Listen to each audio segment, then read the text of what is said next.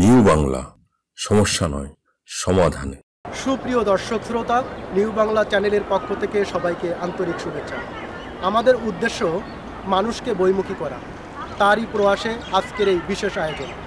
অমর 21 গ্রন্থমেলা 2019-এ প্রকাশিত বিভিন্ন ক্যাটাগরি থেকে লেখকের প্রথম বই শিরোনামে আমরা 14টি বইয়ের সাথে আপনাদের পরিচয় করিয়ে দিতে চাই।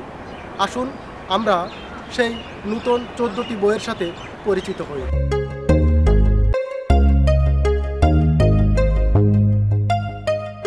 দিনে 1200 কচ্ছপের খামারে কাজ করি, রাতে পাহারা দেয় মৃত্যুর দরজা।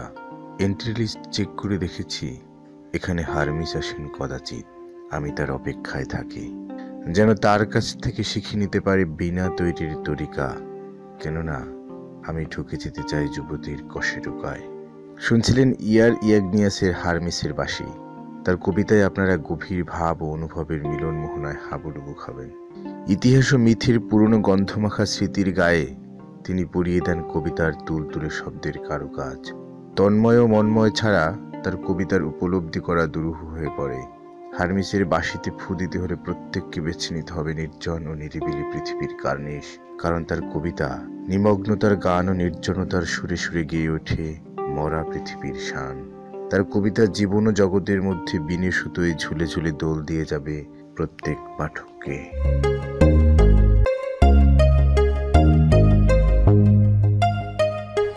এই দেশে আমি কেউ নই, এই দেশে আমি এক ভেসে আসা মাছ। আমারই কেটিকুটি রান্না করে খাও, কিংবা আমি এই দেশ নিয়ে একটি কথাও বলবো না। অথবা আপনার স্ত্রী আমার মা, মায়ের বুকে বাঘ হয়ে বাঁচুন।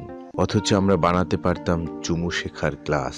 শুনছিলেন রুদ্রাক্ষ রায়হানের বহুগামী ঘোড়ার কয়েকটি এলোমেলো পংক্তি। শঙ্খচূড় ইমাম তার কবিতা নিয়ে লিখেছেন, আদতে শ্লেষটা ঢুকেছে নৈপুণ্যে, শ্রেণী করেছে আকাঙ্ক্ষায়। যেখানে টুকরো উজ্জ্বল বর্ণে মুখের মায়ার থেকেও অধিকতর মুসাফির হয়ে পড়েছেন কবি। এটা সহজের বৈদগ্ধ ধ্যান বলতে আমরা পারি, চিন্তার অনুষঙ্গ যা তার শব্দ সমষ্টিতে আশ্রিত, কখনো স্বতন্ত্র বিভা, কখনো পূর্ণ আবৃত্তি। তার কবিতায় দেখা যায় লাবণ্যের আবিষ্কার, কল্যাণের আলো এবং বিবর্ণ স্বপ্নেরা রঙিন হয়ে ওঠে তার সহজিয়া জীবনবোধে। জটিলতা, একঘেয়েমি, বিচ্ছিন্নতা কিংবা জীবনযুদ্ধে পরাজয়ের গ্লানি চান না কবি, চান সহজ দৃষ্টিভঙ্গিতে সময়ের পরিবেশনা। এই চাওয়া থেকে চলে আসে রাজনৈতিক সচেতনতার মশাল। রুদ্রাক্ষের শব্দের দীর্ঘ কোলাহল খুলে সবাইকে ভেতরে নিমগ্ন হওয়ার নিমন্ত্রণ জানায়।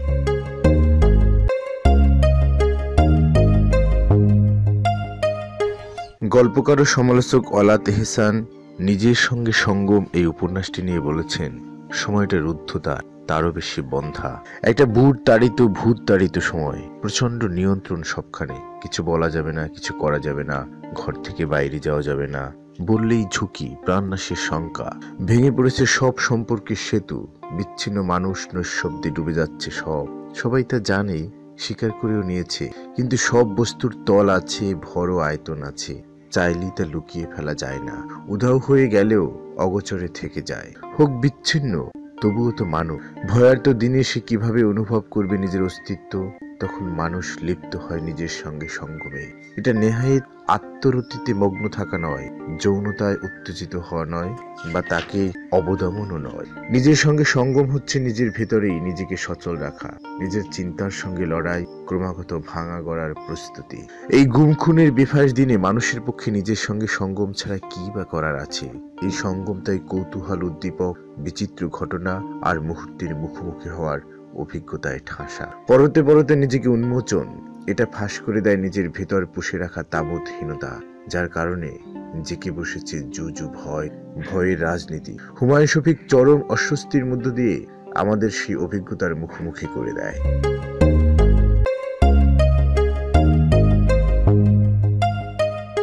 তলিয়ে যেতে যেতে ভাবি, এই বুঝি ডেকে নিচ্ছ আমায়। তোমার বহির্মুখের অন্তরালে উকি দেয় ফুল, ফল, ঘাস। একটি নবীন মেয়ে সাঁকো ধরে হেঁটে যায় দৃশ্যের অধিক মলিন প্রার্থনা, আজ জলের সমান্তরাল ছুটে দিক বিদিক। আকাশে আলো নেই, তবুও হীরের আংটি হলো প্রদীপ। অন্ধকার ভীষণ জেনে সে কথাই বাজে বুকে অপার্থিব। শুনছিলেন সমুদ্রের ব্যাকরণ থেকে দুর্জয় আশরাফুল ইসলামের কবিতা আশাবাদ। কবি নিজেই বলছেন, কবিতার বই হিসাবে আহামরি কোনো সংযোজন নয়, আমার প্রথম বইটা, 2 বাংলা মিলিয়ে বছরে যে 5,000 কবিতার বই বের হয়, সে মিছিলে আমিও যোগ দিলাম কেবল। যারা নিতান্তই কবিতা পাঠক তারা হয়তো পড়বেন, কেউ কেউ হয়তো বৈচিত্র্য খুঁজে পাবেন, কেউ পাবেন না। যারা পাবেন না তাদের কাছে আমার ব্যর্থতা স্বীকার করি। আমার ব্যক্তিগত যাপনে এইসব লেখালেখি অবিচ্ছেদ্য হয়ে আছে। তার থেকে একটা সময়কাল এই গ্রন্থে চিত্রিত থাকলো। এর ভেতরে আরও কেউ যদি নিজেকে খুঁজে পান, সেটা প্রাপ্তি হয়ে থাকবে।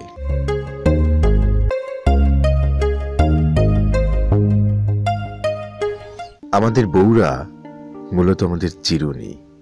আমাদের আঁচড়িয়ে আঁচড়িয়ে গুছিয়ে পরিপাটি করতেই তাদের শ্বাস টান উঠে যায়। আমাদের বউরা কখনো দাঁড় কাক, নির্জন দুপুরেও কাঁ কাঁ করে শোরগোল বাঁধিয়ে ফেলে হাওয়ায়। আমরাও পালিয়ে বেড়াই রোজ রোজ, যেন সক্রেটিস বৌদির মশক প্যানপাড়ানি থেকে দূরে দূরে হারিয়ে খাঁ খাঁ বাগানে ঠেঠা হেরা গুহায়। শুনছিলেন নকিব মুকশির প্রতিশিষের অর্ধজিরাফ থেকে। নকিবের কবিতা মূলত মনের নয়, তা পুরোটাই মস্তিষ্ক সক্রিয় রেখেই পড়তে হয়। তার কবিতার ভাষা গণিতের সূত্রের মতো যৌক্তিক ও শক্তিশালী। প্রবল অনুভূতির টান টান জ্যামিতি রেখার স্বতন্ত্র তিনি। জনপ্রিয় হওয়ার জন্য বা কবিতাকে জনপ্রিয় করার কোনো লক্ষ্য নেই এই ধীমান কবির কবিতায়। যেন তিনি বলতে চান, কবিতা কেন পাঠক খুঁজবে, বরং পাঠকই আসুক কবিতার কাছে। যত্ন আর সময় শেষ করে সেকে নিয়ে তার আত্মার পুরো মাংস মনন। শিল্পচর্চায় যাবতীয় মর্ম দেখা যায় তার কবিতাগুলোতে। আছে নতুনত্ব তৈরি করার প্রয়াস। তথাকথিত পরীক্ষা নয় নিরীক্ষা করতে পছন্দ করেন এই কবি। ফলে প্রিয় পাঠক সিরিয়াসভাবেই হাজির হবেন তার কবিতার কাছে, এমনই প্রত্যাশা আমাদের।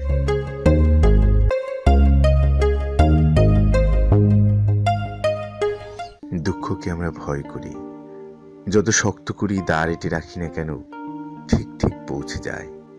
নর থেকে নারী, সফল থেকে ব্যর্থ, ধনী থেকে ভিখারি, সবারই নিজস্ব দুঃখবোধ আছে।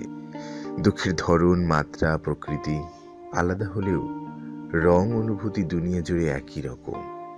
চোখের জল বা হাসির দুটি, তাই তো মানুষে মানুষে সংক্রমিত হয়।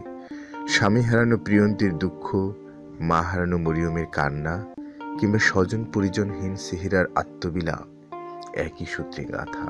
রং বেরঙের দুঃখগুলো কি বুক পকেটে লুকিয়ে, তবুও মানুষ জীবনের আলপথ ধরে আবছায় অন্ধকারে হেঁটে চলে ঈশান কোণের দিকে। তাই তো আত্মমর্যাদা বেঁচে থাকতে নাদিয়া কিংবা বিলকিসের সংগ্রাম, কিনুরিওয়ালার আত্মশুদ্ধি, অন্ধকার শেষে সোনালি ভোরের আশায় গোলাপির প্রতীক্ষা, রিয়াদ, মিলি কিংবা আদিল পৃথ্বীর রঙিন দিনের স্বপ্ন দেখা। এই ছোট জীবনে অনেক ইচ্ছেই অপূর্ণ থেকে যায়। অনেকের ভিড়ে, অনেক কিছুর মাঝেও নিজেকে একা একা লাগে। কারো অভাব বোধ করে মনে, অকারণেই মন খারাপ হয়। আকাশ মামুনের নীলাম্বরী ছায়ানট গল্পগ্রন্থ পড়তে পড়তে।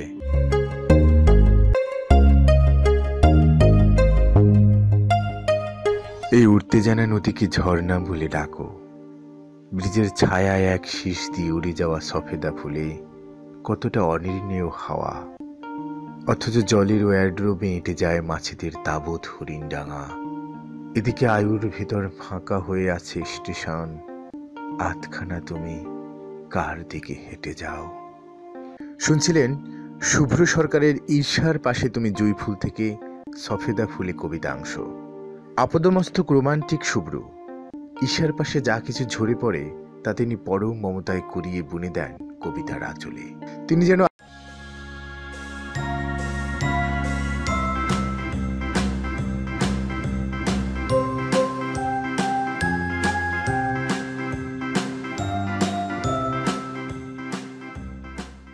আদমের মতো হাওয়ার প্রতি দুর্বল দারুণ দরদি এক সুপুরুষ। তার কবিতায় শব্দের ভেতরেও যেন তিনি মিশিয়ে দেন পুরানো রুমলের স্মৃতি রোমন্থনের আঁকি বুকি। কিন্তু না, শুধু প্রেম নয়, দ্রোহ নিয়েও তিনি হাজির হন ঈশার পাশে, তুমিও জুঁই ফুল হয়ে। তার কবিতা এমনই যে পাঠক তার কবিতার ঘোরে নিজেকে সুপর্দ করেন স্বেচ্ছায়।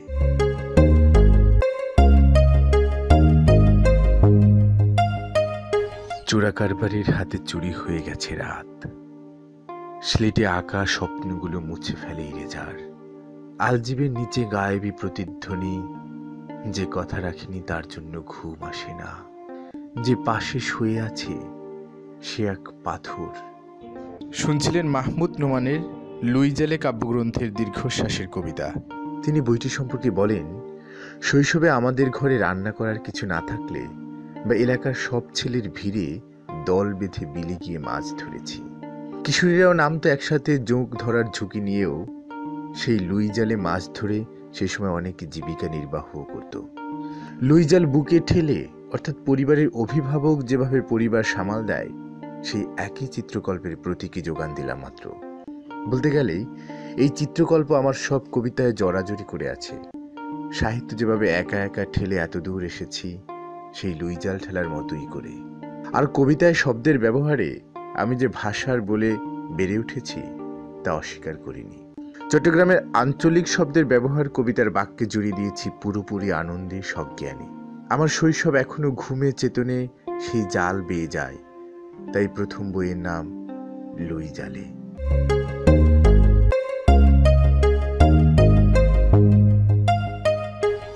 তরুণ কথাশিল্পী রনি রেজার প্রথম গল্প পাওয়া যাবে এবারের বইমেলায়। বইটি সাজানো হয়েছে 10টি গল্প দিয়ে।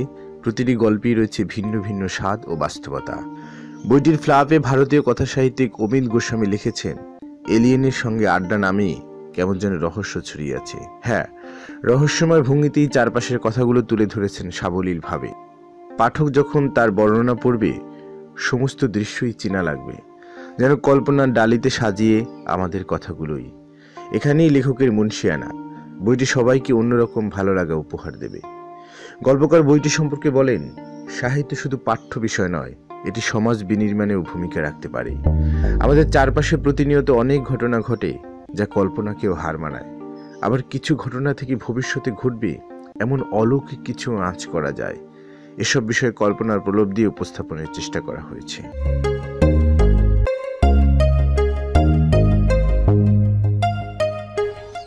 আমি সবখানে আছি, আমি সবখানে আছি, যখন গাছের পাতা, মাথার চুল, ক্ষেতের ফসল, বধূটির আঁচল উড়ে উড়ে যায়, ভেবে নিও আমি উড়ে যাচ্ছি ওই সব। মায়ের গর্ভাধারে পিছলে পড়া মাটির ভাঁজে বাজি, খুঁজলেই পাবে আমাকে। আমাকে চেনো না তো তোমরা, আমার নাম তো বাতাস। শুনছিলেন আজাদ বঙ্গবাসীর দিনমোহরের দেনা থেকে। গ্রন্থটি সম্পর্কে কবি বলেন, রং দিয়ে চিত্র আঁকা যায়, শব্দের গাঁথনি দিয়ে পংক্তিমালা সাজানো যায়, স্রষ্টার রূপ কিংবা আত্মার আকৃতি কি বাহ্য চোখে আনা যায়। স্বৈরশাসকের বিরুদ্ধে এক পংক্তি কবিতা সশস্ত্র বাহিনীর চেয়েও শক্তিমান।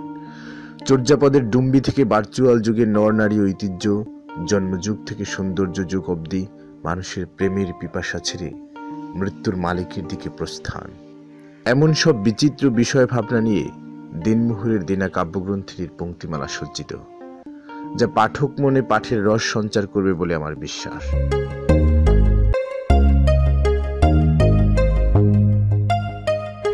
যারা আমার বাহির চেহারা দেখে তারা ভাবতেই পারে না ভেতরে ভেতরে আমি কতটা হিংস্র বাঘ, মনে মনে ধরে খাই হরিণ শাবক।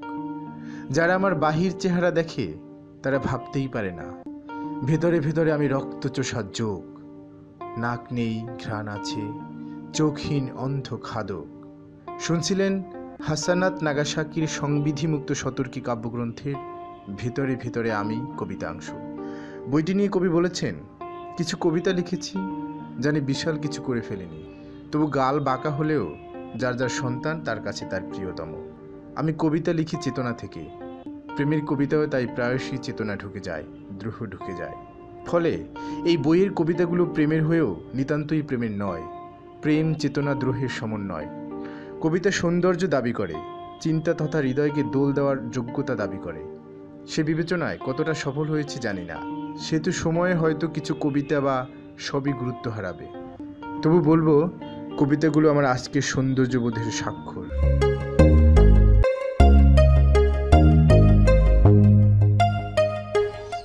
ধরুন আপনাকে একটা ঘটনা পড়তে বলা হলো। ঘটনাটি পড়ার পর আপনাকে জিজ্ঞেস করা হলো ঘটনাটি কি ছিল। উত্তরে আপনি যদি বলেন এটা কবিতা ছিল, ঘটনার লিখিত রূপ দেখে কিংবা পড়ে যদি কবিতা মনে হয়ে থাকে, সেটা যেমন ভুল নয় তেমনি আবার সঠিকও নয়। অথবা পড়ার পর আপনি বললেন এটা একটা সুরিয়েলিস্টিক পটভূমি ছিল, তাহলে এই ক্ষেত্রেও আপনার ধারণা ভুল নয়, কিংবা সঠিকও নয়, কারণ আপনি গভীরে চলে গেছেন। আর গভীরে চলে গেলেই প্রকাশিত হয় সংশয়। আপনি পড়তে যে কারণে কোথাও কোথাও হারিয়ে যেতে পারেন, ছন্দভঙ্গে হতাশ হতে পারেন, কিংবা পড়া শেষ হবার আগেই ঘুমিয়েও যেতে পারেন। আর এইসব ধারণা নিয়েই শুরু হয় বাহাস, যে বাহাস প্রতিটা ঘটনায়, প্রতিটা কবিতায়, প্রতিটা পটভূমিতে ছড়িয়ে ছিটিয়ে আছে। টানা গদ্যে এই যে বাহাস নির্মিত হলো, এটা কোনো দূর গ্রহের ধারণা নয়। প্রতিটি মানুষ দিন শেষে যেখানে ফিরে যায়, সেখানে ফিরে গেলে ভাবনা জগতের দ্বার খুলে যায়। ঠিক সেখানেই ফোটে ফুল, কাগজ ফুল। সুতরাং বলা যেতেই পারে, কাগজ ফুলের বাহাস আপনাকে তেমনই কোনো গভীরতায় নিয়ে যাবে।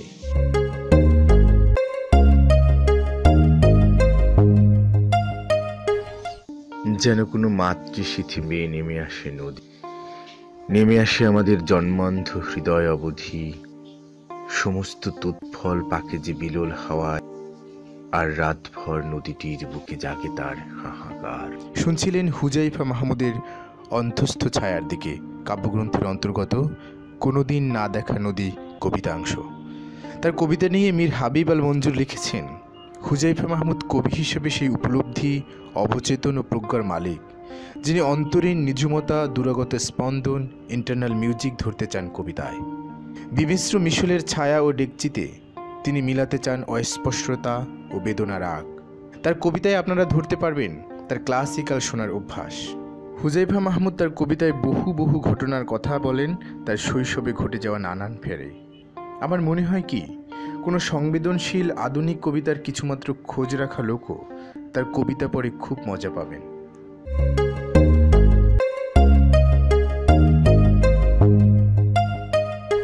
নাগরিক ব্যস্ততার করাল গ্রাসে আমরা যেন ক্রমশই পরিণত হচ্ছি এক একটি যন্ত্রে। এই কর্পোরেট জীবনের মূল্যগুলো নির্ধারিত হচ্ছে সফলতার মানদণ্ডে।